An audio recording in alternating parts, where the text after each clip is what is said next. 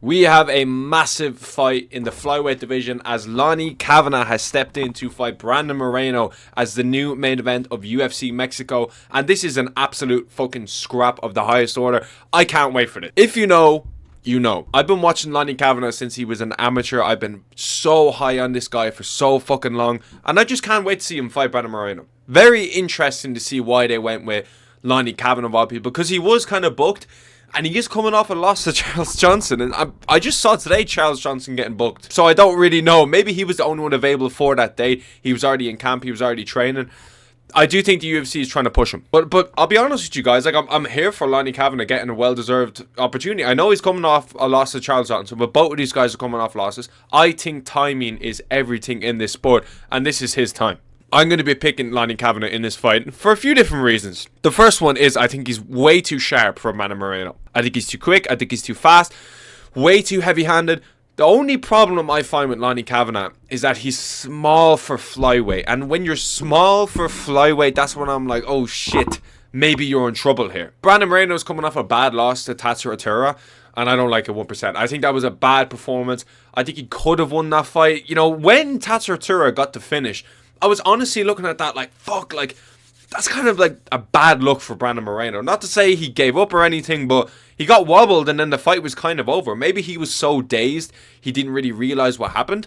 But I was like, fuck, this is a bad look for Brandon Moreno. So let's have a little look-see at these two topologies. So as we can see here, Loen'er Kavanagh is coming off a loss to Charles Johnson. He was undefeated before that fight.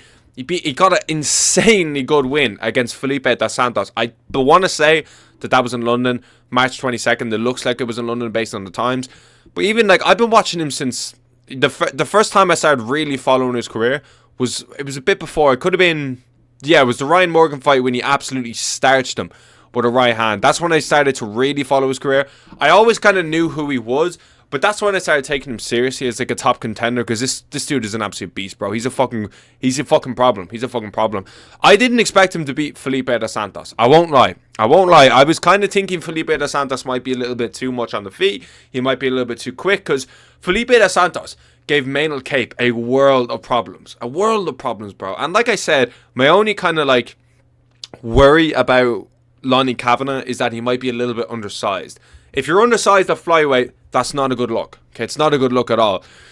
Brandon Moreno, though, isn't exactly in a great spot either. So as we can see here, he lost to Tatsuro Atura. You know, he got finished in that fight. He got a good win against Steve Ercik. That was a very solid win. And I was very unsure if he was actually going to beat Steve Ercik. I want to say I had picked Moreno. I'm pretty sure I picked Moreno. He got a great fucking window against Amir Albazi, and I won't lie, I did not actually expect him to get that win. I can't remember actually. Maybe I did expect him to get that win, but you know, Amir Albazi was a fucking beast back then, and he was definitely on a bit of a tear. You know, the Tatsuro Atura loss was the first one in a while that was conclusive, because he lost his belt to Pantoja back 2023. He lost a split decision to Brandon Royval here, which could have gone either way. That was a good win from Royval simply because that was on short notice, and you know, Royval was coming off the loss to Pantoja, which was a fucking... Unlike Royval, he kind of left shit in the cage, which definitely is not like Brandon Royval, like, at all. Like, it was actually insane, that fight, watching that live. I think flyweight is in such a good spot. I think flyweight is in an incredible spot. Let's take a look at the flyweight rankings. So, as we can see here, Joshua Ban is currently holding the fake belt. Let's be real, he didn't win. He didn't beat Pantoja. And I kind of feel like Pantoja... Actually, I don't kind of feel like... I feel like Pantoja was just completely disrespected after that fight. And I kind of left like a bit of a sour taste in my mouth, to where I'm like, you know, the UFC just kind of like pushed this Tatsuro Atura versus Joshua Van, this all-Asian final, which is cool. This all-Asian matchup, which is cool. It's fine. Like, that's cool. I don't really care. But he didn't beat Pantoja. Like, Pantoja has to be next. Whenever a Pantoja is good to go, that needs to be round back. Joshua Van, as much as it says on a little piece of paper that he was a UFC champion, we all know. We all know he wasn't. And I picked, I want to say Pantoja to beat him. I can't actually remember. I'm pretty sure I did pick Pantoja. But it probably won't be till the summer before we see that fight, because Pantoja only fights in fucking December or July. Like, there's just no in between. June, International Fight Week, and the last pay-per-view of the year are destined for Alejandro Pantoja. He's always been like that. But if you look at the rankings, Loen'er Kavanagh Loen'er Kavanagh, I should say. I always say Loen'er. Loen'er Kavanagh is at the very bottom. And you go up there, Brandon Moreno is number 5. There is a massive jump up here from Loen'er Kavanagh, especially since he lost to Charles Johnson. He was doing okay. He was doing well. Like, I probably would have gave Loen'er Kavanagh the first round against Charles Johnson. Charles Johnson definitely started figuring him out a little bit in the second round. He's just small, Loen'er Kavanagh. He's small, and that's probably a big reason he was able to take this fight, is that if he was a big flyweight, he wouldn't have to cut that much weight. Or he would have to cut a lot of weight. But the fact he's a small flyweight definitely played into the decision to take this fight. I guarantee you. Now, he was already training. He was already booked. He was booked like a week before the London card, which made no sense to me. Like, this makes a lot more sense. Okay, this makes a lot more sense. I think the UFC is trying to push Loen'er Kavanagh up the rankings. I do, and I'm not necessarily mad at that, because I think Loen'er Kavanagh is great. I think Loen'er Kavanagh is good for the sport. But he's small, bro. He's small. Like, physically. Okay? He was one of the biggest names in Cage Warriors when I was watching, and I don't even think he ever touched the belt. I didn't think he needed to. Like, a lot of these lads are just like, they kind of skip the Cage Warriors title, but some boys have to get the Cage Warriors title. Like, Paddy McCurry's fighting on Cage Warriors 200. He's a champ. What's this? And, you know, Hardwick as well. George Hardwick's like the second biggest name in Cage Warriors. He had to defend his belt just to get a contender series. You know what I mean? Just to get a contender series. Obviously, we have Vucenic as well on that one. Loads of boys on Cage Warriors. I love Cage Warriors. I love watching Cage Warriors. It's sick. But Loen'er Kavanagh just kind of went straight to the contender series, which I think I'd never really like someone going straight to the UFC.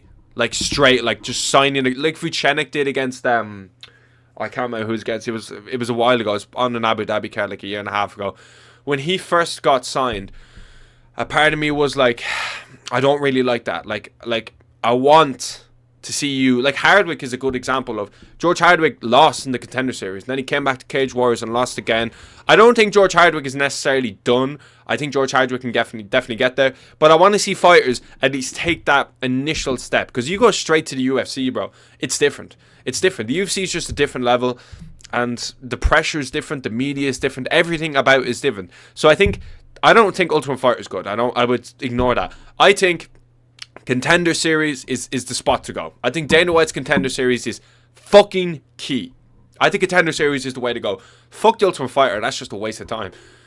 But Loen'er Kavanagh was straight in, and he had success. Like, beating Felipe Santos is it's a good win. Now, maybe I think Felipe Santos is a little bit better than he is, because if you take a look at the rankings, brother's nowhere to be seen. You know, Maynard Cape, Pantoja, Tatsuratura, Royval, Moreno, Amir Albazi, they're the names he's going to be up against if he beats Brandon Moreno. Do you know what I mean? So, to beat Brandon Moreno, especially at this stage of his career, is essential. Maybe it's that little bit too early. Maybe it's a little bit too early to say Loen'er Kavanagh is going to go in there and fucking starch him. But I'm going to pick him. I'm going to back my boy. I'm going to go in there and he's going to get this one done. I'm confident that Loen'er Kavanagh is going to get this one done. It's going to be a tough ask, but I'm gonna back my boy Loen'er Kavanagh. I think he's got Irish heritage as well, so we'll go with it there, boys. But like, subscribe, boys, and thanks for watching.